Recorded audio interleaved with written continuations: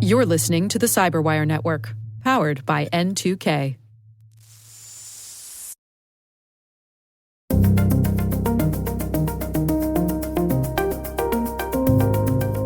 Hello, everyone, and welcome to N2K Cyberwire's Hacking Humans podcast, where each week we look behind the social engineering scams, phishing schemes, and criminal exploits that are making headlines and taking a heavy toll on organizations around the world.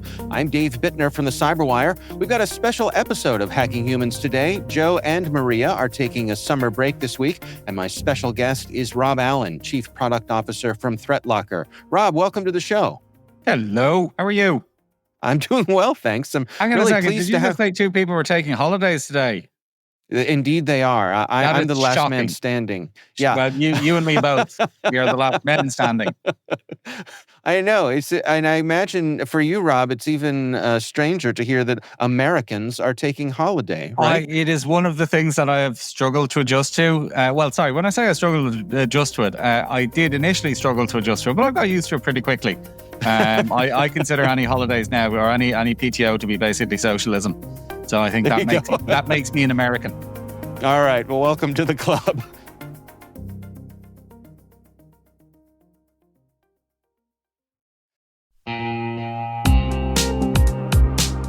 And now, a word from our sponsor, ThreatLocker, the powerful zero-trust enterprise solution that stops ransomware in its tracks. Allow Listing is a deny-by-default software that makes application control simple and fast. Ring fencing is an application containment strategy, ensuring apps can only access the files, registry keys, network resources, and other applications they truly need to function. Shut out cybercriminals with world-class endpoint protection from ThreatLocker. We are going to be discussing Scattered Spider, which is a cyber criminal group they're known for being sneaky, persuasive, and also surprisingly young.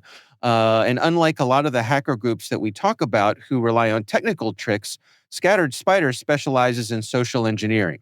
And that makes that the perfect topic for us here on Hacking Humans. So let me toss it to you, Rob. I mean, when you describe Scattered Spider to people who may not be familiar with them, how do you do that? They apparently are a young, loosely affiliated, primarily English-speaking ransomware gang, and very effective ransomware gang, I might say. They've been responsible for some of the biggest breaches or events over the last couple of years. They seem to, and I think the reason they've come back into the news of late is they seem to target kind of an industry at a time.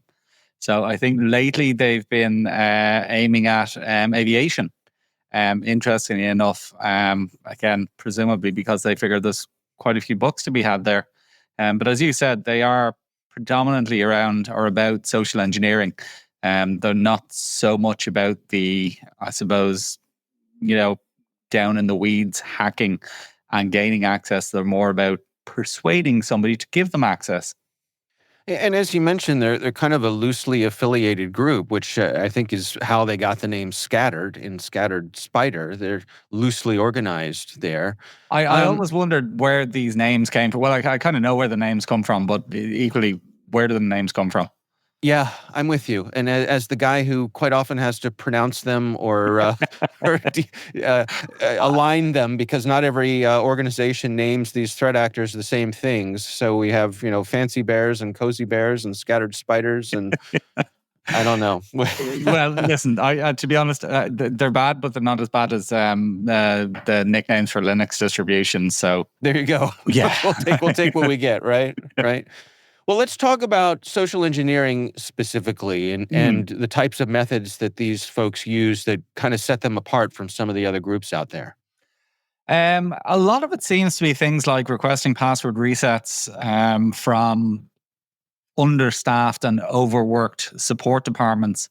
A lot of it seems to be about applying pressure, which, I mean, realistically, a lot of social engineering does depend on, but it's kind of like, look, you're the third person I've spoken to about this now. I need it sorted out immediately. I'm on the phone to the CPO or the CTO or the CEO or whoever. I need this sorted right now. Those kind of tactics seem to be what they engage in. And again, because they're predominantly English speaking, a lot of organizations and a lot of, as I said, overworked and underpaid and underappreciated support departments will just say, yeah, oh, okay, I'll do it now. They do it and then they have access. So because of that, being native English speakers, that doesn't sort of reflexively throw up red flags for the folks who may be on the other end of that support call. Yeah, very, very much so. Very much so. So we talked about them being youthful. Is there anything significant to that, or is it as simple as a group of like-minded people with similar experiences banding together?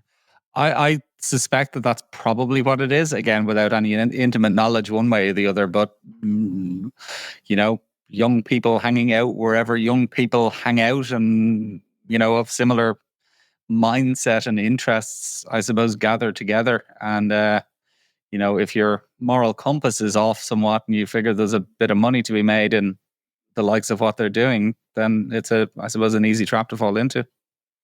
And when we say hanging out, where are the types of places that these folks are able to find each other? That's a really good question. I don't know. And again, as a verifiable, not young person, I don't with you, right? Gaming, the mall. But I guess what I'm getting at here is that it would be expected that they would be hanging out on dark web forums and things like that. Not your, these folks aren't taking part in an AOL discussion group or anything like that. Yes, no, presumably so. But I would imagine there's probably Signal chats and all sorts of stuff that people get invited to. And I mean, they apparently they've got quite a tight inner circle of the core group. And then they have their, lower level people, and they've got affiliates. And as you said, the scattered nature of the organization probably, the scattered in the name of the organization probably comes from that fact. And what is it that they seem to be after here? Are they primarily financially motivated, or is this an espionage group? What are they after? Oh, yeah. There's estimates they've made upwards of 65, 66 million in attacks over the last number of years. I saw one organization apparently paid them a 10-figure sum, which is pretty incredible. So again, what they're doing appears to be working. They don't appear to always actually use ransomware. They don't always run ransomware. In a lot of cases, it's probably more about data exfiltration, selling access, that kind of stuff. But it's obviously, again, based on the numbers, it's obviously pretty effective. Yeah. For our listeners, can we kind of walk through what this process would look like? Suppose I'm an organization that Scattered Spider has targeted. How would they initially come at me, and then how would the process play out? I think particularly it is about deceiving help desk personnel into things like resetting passwords or disabling MFA or re-enrolling a device in MFA. And as I said, it's often about sort of applying pressure to the individual. As I said, I'm on the phone to the CEO right now. I need this immediately. There's been some talk that they use AI-generated voices as well, which again is something that's becoming more and more prevalent now. The fact that those tools are so good and so easy to get your hands on. I've got a AI version of our CEO, Danny, and it's quite frankly terrifying. Now, I've used it for nothing more malicious than saying he loves Macs and Canadians and Scousers. But again, it wouldn't be beyond the realms of possibility that I could use my AI Danny to call, one of our infrastructure guys or one of our support guys saying, "Hey, I need this immediately." So it's not beyond the realms of possibility. Even this is an example that I often use, which is Danny. At one stage, I remember this distinctly, but Danny at one stage about a year ago, and bear in mind that we're a cybersecurity company. We are a well-educated and well-trained staff. Danny sent a message on Teams to everybody in the company saying, "I need you to download this and run it right now." Now, 40% of our staff tried to download and run the thing that Danny had just posted on Teams, just because it came from ostensibly Danny. Now, anybody who knows Danny knows that he is only tangentially at any given time aware of the presence of his phone, because he's very often on stage or, doing anything really that involves his phone not being on his person. But 40% of, as I said, a well-trained and well-educated cybersecurity company's workforce trying to download and run an executable just because it came from the CEO is quite frankly terrifying. And to be clear, this was just a test to see how you all did? Yes. Not very well, being the answer, but yes. It's the cobbler's kids having no shoes, right? Exactly.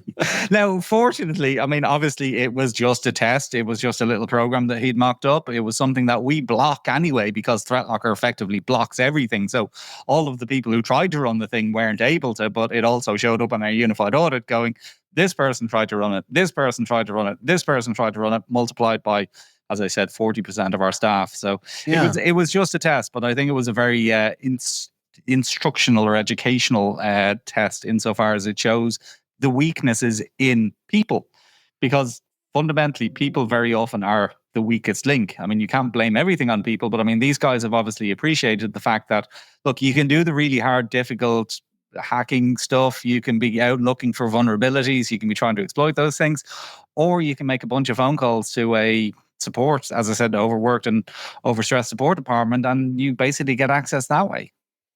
It brings up a really good point, which is that I think a lot of people, when they find that they've fallen victim to this sort of thing, or even fallen for like an in-house phishing test, they will feel really bad. They'll have a certain amount of shame. And we try to remind people that this can happen to anybody. And as you're saying, here we have a company full of cybersecurity professionals, and a not insignificant number of people in the company just did what who they thought was the boss asked of them without really thinking twice about it. Absolutely. So, I mean, it is not an exaggeration to say it could happen to anybody. I mean, look, we all know training is important and education is important, but look, we're SOC 2 certified. We have to do training every quarter. One of those things that people get trained on is don't just click on links because it came from somebody that you think it should come from or think would, send you something like that. But as I said, it's a really good indication or illustration of the fact that, realistically, with the best training, humans are still the weakest link in cybersecurity. How do you take advantage of that teachable moment to turn that into a positive opportunity for the company to do better? Well, I mean, from our perspective, we use it. We tell people about it. We use it as an example that, look, if our well-trained, well-educated staff are, I'm not going to say this gullible, but this persuadable just because it came from who they thought it came from or who it came from, what's a typical, ordinary, not as well-trained and educated environment going to be? I mean, we did again, Danny used to do a little bit of just sort of part-time as a nice gesture support for the school that his kids were in. And same kind of thing. He just set up like a Gmail account saying, look, this is Danny, I'm looking after your support. Need your password to do X, Y, and Z. And a frankly frightening amount of people literally said, hey, that's really cool. Here's my password. It's incredible. Yeah, people are very trusting. They are. And again, it only takes a little bit of information to get people to be more trusting. Right. And that's what a lot of these gangs actually do quite well. I mean, another example from my quite distant past, I have to confess now, because it was back in the days when I worked for an IT company back home in Ireland. And I'll never forget I got a phone call one night from a guy that I just did bits and pieces for. He had a bunch of Macs and, set up his network and all this kind of stuff in his house. But he rang me one night pretty much in tears because he'd got an email to say that basically his everything had been hacked. We've been watching you through your webcam. We've seen you've been on inappropriate sites and we've taken pictures of you while doing it. But the really interesting thing, and look, it's a standard scam. It's a standard spam email. I think I'll probably get 50 of them a week. But the point is, and how they made it more believable was they actually said your password is, 1, 2, 3, 4, 5. Now they'd obviously pulled that from a breach site from some other breach a long time ago. but they use that little nugget of believable information, which is we know what your password is, and then gave him all of this other crap, which was we've hacked your everything, we can see what you're up to. And because of the believable part, he believed the whole thing. And again, applied the same to your overworked and underpaid help desk. Or if it sounds like it's Danny on the phone. Hi, it's Danny here. Listen, I need you to reset my password immediately. I'm going to send you through a request right now. And it hangs up, even if it's AI Danny rather than actual Danny. Your overworked and underappreciated and underpaid help desk may well say, Right. well, Danny was on the phone, so I'll do what he says.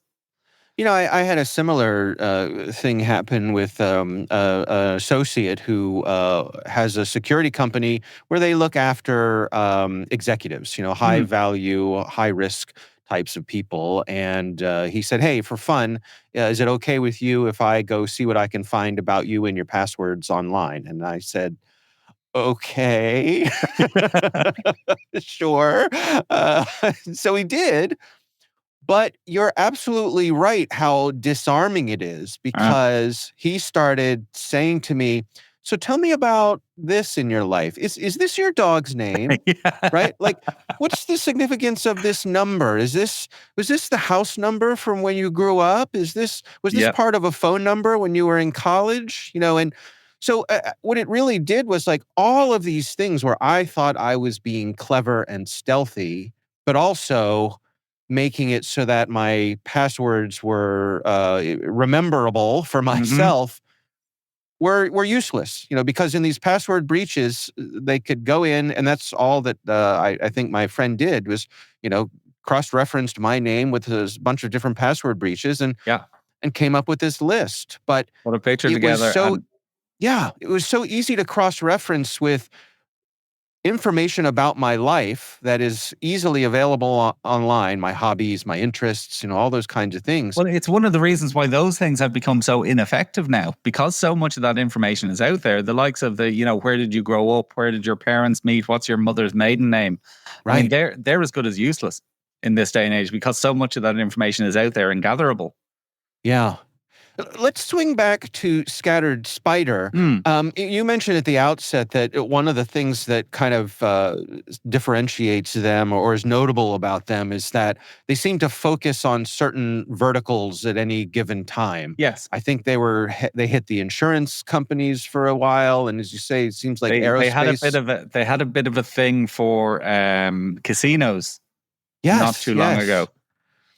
Is there any reason why we think they're doing this? Is it simply for their own convenience, or what do you think? I actually genuinely, I have no idea. I would imagine that perhaps they try a particular vertical, a particular industry. They have a little bit of success in that, and they go, oh, we could have other targets here that are just as vulnerable as the ones that we just hit. So I don't think it's any more strategic than, well, look, we've had success in this industry.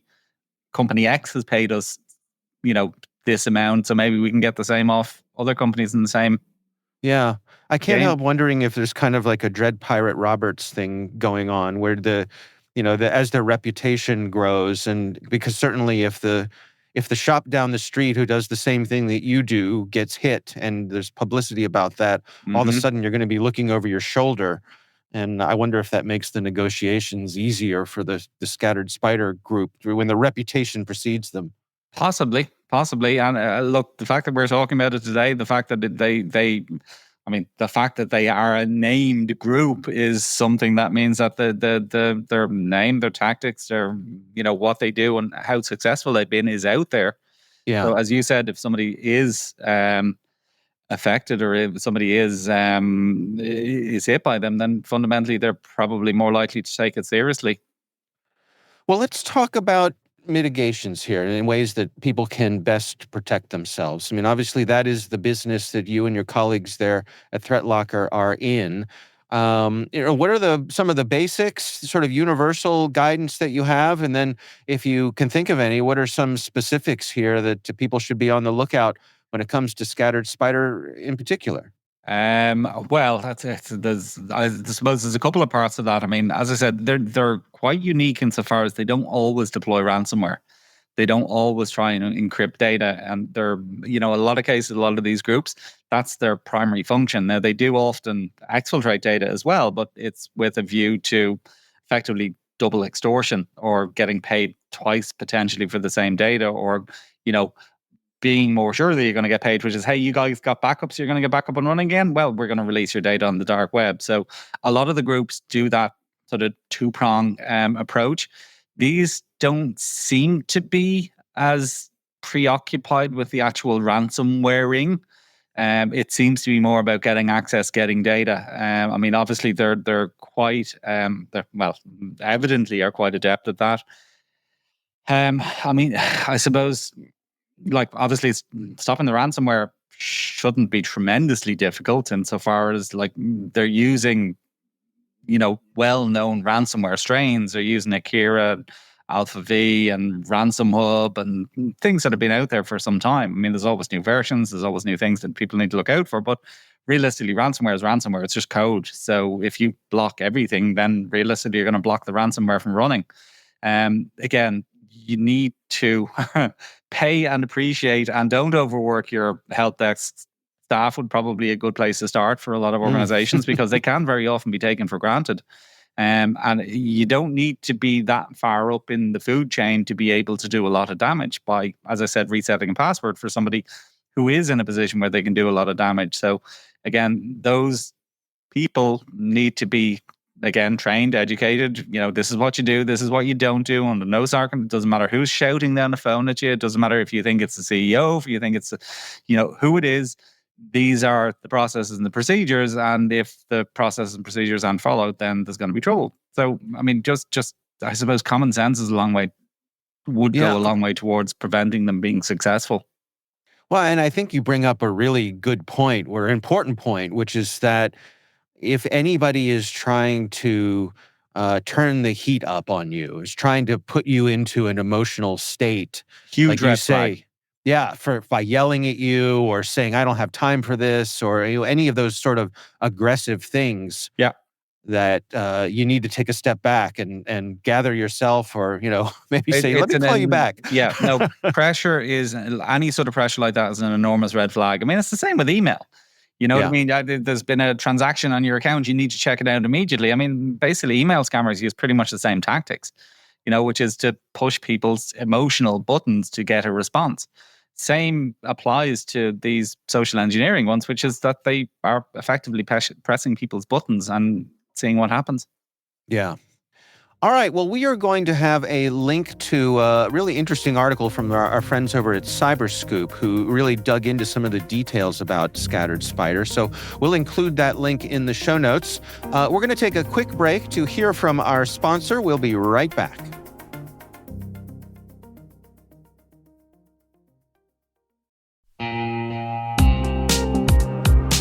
And now, back to our sponsor, ThreatLocker, the powerful zero-trust enterprise solution that stops ransomware in its tracks.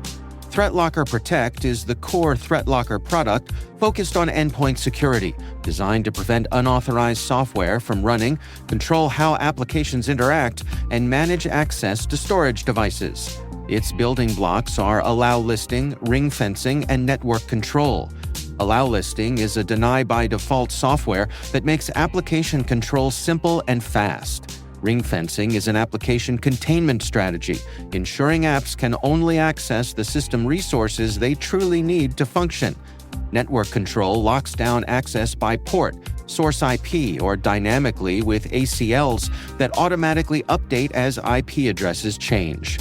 Shut out cybercriminals with world-class endpoint protection from ThreatLocker. And we thank ThreatLocker for sponsoring Hacking Humans.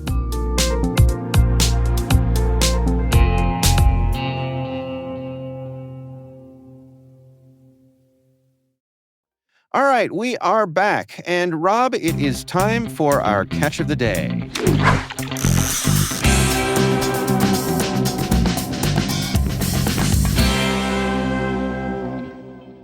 Our catch of the day comes from a listener who shared this. It was actually sent around from their campus IT department. And this is a phishing example. So I'll read it and then we can unpack it together here. It goes like this. It says, "Hello. you are qualified for pay increase on your next paycheck. Follow steps below to immediately confirm your details. Allow few hours for your congratulatory letter to be delivered to your email after confirming your details below. Click here to confirm your details. We thank you for your ongoing commitment to excellence here and congratulate you on your outstanding performance. Please note and be advised that matters relating to salary are confidential in nature and should not be divulged to other employees. Sincerely, Human Resources. Rob, what do you think? I think the bad guys need to try harder in that case. Genuinely. Could they not just go on to ChatGPT, put it in and say, please English this better? Right. Because it is not good. Allow a few hours. Allow a few hours. Yes. No. And also matter relating to your salary. I mean, again, this has been known red flags for a long time, was that bad English, bad grammar is pretty indicative that it is not the person that you think is going to be, or who is actually emailing you. But again, they're just massive red flags. And as I said, these scammers have obviously not tried very hard because they haven't gone to ChatGPT and said, English this better, please. Yeah. I guess the other obvious ones here are that this is something dealing with your paycheck. So they're looking for information related to that. We see a lot of these sorts of things where they try to get in the way of your... So it's time related. You need to do this, otherwise you're not going to get your massive pay increase. Right. I suppose the other thing is, whoever gives money without being asked to give money, you know what I mean? How many companies do you know of that are saying your performance is outstanding, so we're going to give you loads of money without you asking for it? Right. It also seems to me like the kind of thing that your supervisor would come in and give you a pat on the back, right? Absolutely. Not just send you an email from HR. Random email from HR. The other thing that strikes me here is that they're saying that salary matters are confidential. Don't discuss this with anyone else. Yeah. Again, right? Big red flag. Keep it to yourself. Allow a few hours for the letter to be delivered, right? So give us time to steal all your money. Exactly. Yeah, this is not a long one, but there is a lot in here packed into such a simple phishing message. Yes. I'm interested as a few hours for a letter to be delivered to your email. It's not even a letter to be delivered. It's a letter to be delivered to your email. Yeah. Because it takes so long for emails to get from A to B. Right. All right. Well, that is our catch of the day. And of course, we would love to hear from you. If there's something you'd like us to consider for the show, you can email us. It's hackinghumans@n2k.com.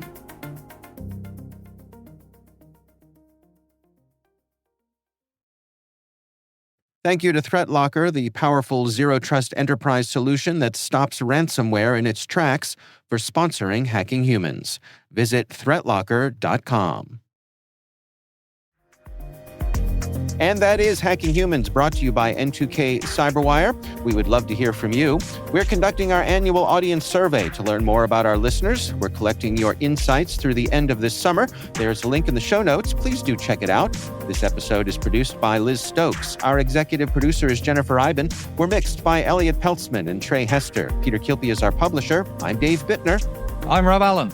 Joe and Maria will be back next week. Rob, thank you so much for joining us this week. It's been a pleasure, Dave. Thank you.